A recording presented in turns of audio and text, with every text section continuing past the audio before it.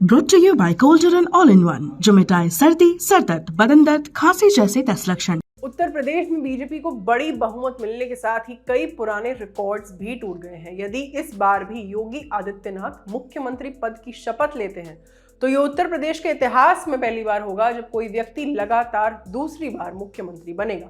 इसके साथ ही साल 1985 यानी कि 37 सालों के बाद ये पहली बार हुआ है जब कोई पार्टी लगातार दूसरी बार सत्ता में आई हो उत्तर प्रदेश में। इंडिया टुडे आज तक से जुड़े मंजीत नेगी की रिपोर्ट के मुताबिक इससे पहले 37 साल पहले कांग्रेस ने लगातार दूसरी बार यूपी में सरकार बनाई थी। अब योगी आदित्यनाथ के नेतृत्व में बीजेपी ने यह कारनामा किया है।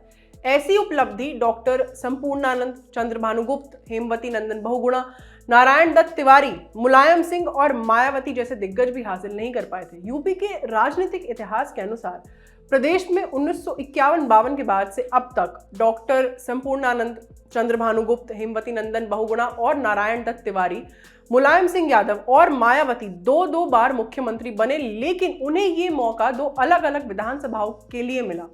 मुलायम सिंह यादव और मायावती 2 बार से अधिक बार यूपी के सीएम बने हैं।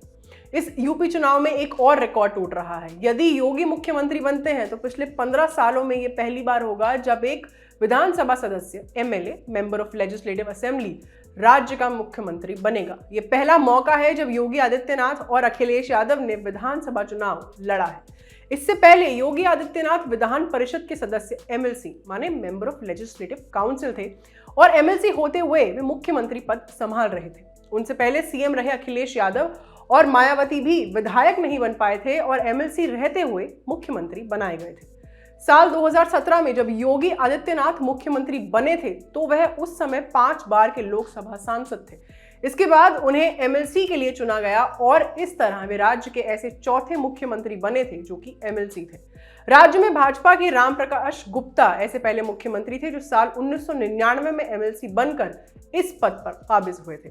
हालांकि उनका कार्यकाल 1 साल भी नहीं चल पाया था। मालूम हो कि देश के 6 राज्यों में विधानसभा और विधान परिषद दोनों हैं। ये राज्य हैं उत्तर प्रदेश, बिहार, महाराष्ट्र, कर्नाटका, आंध्र प्रदेश और तेलंगाना। साल 2017 में जब भाजपा ने योगी आदित्यनाथ को मुख्यमंत्री बनाने की घोषणा की थी तो कई जानकारों एवं दावेदारों के लिए ये चौंकाने वाला फैसला था। योगी आदित्यनाथ ने अपने कार्यकाल में कई ऐसे फैसले किए जिनको लेकर काफी विवाद हुआ।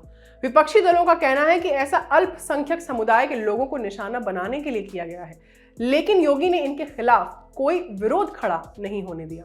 इन विवादित फैसलों में धर्मांतरण विरोधी कानून, गैर कानूनी बूचड़खानों पर कार्रवाई, एंटी रोमियो स्क्वाड, भू माफियों पर कार्रवाई, सार्वजनिक संपत्ति का नुकसान करने संबंधी वसूली कानून, एंटी सीएए प्रदर्शनकारियों को जारी की गई रिकवरी नोटिस, पत्रकारों के खिलाफ केस दर्ज करना इत्यादि शामिल है।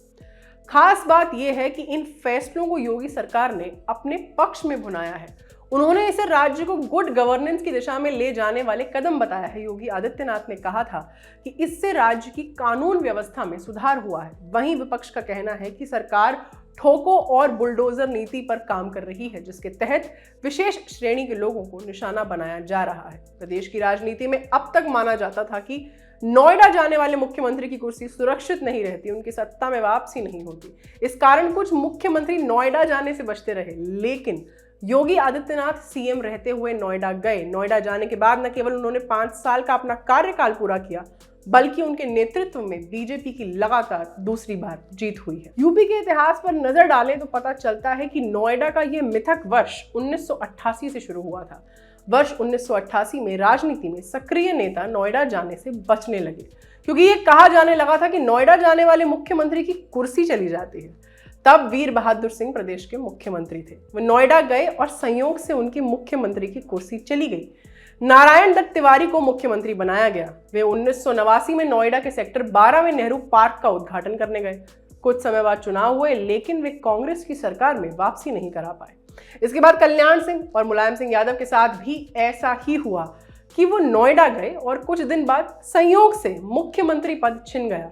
राजनाथ सिंह मुख्यमंत्री थे तो उन्हें नोएडा में निर्मित एक फ्लाईओवर का उद्घाटन करना था, पर उन्होंने नोएडा की जगह दिल्ली से उद्घाटन किया। अखिलेश यादव ने भी 5 साल मुख्यमंत्री रहते हुए नोएडा जाने से परहेज किया। ये खबर आपके लिए लिखी थी धीरज ने। मेरा नाम है आस्था। देखते रहिए दी लल्लन टॉप। शुक्रिया।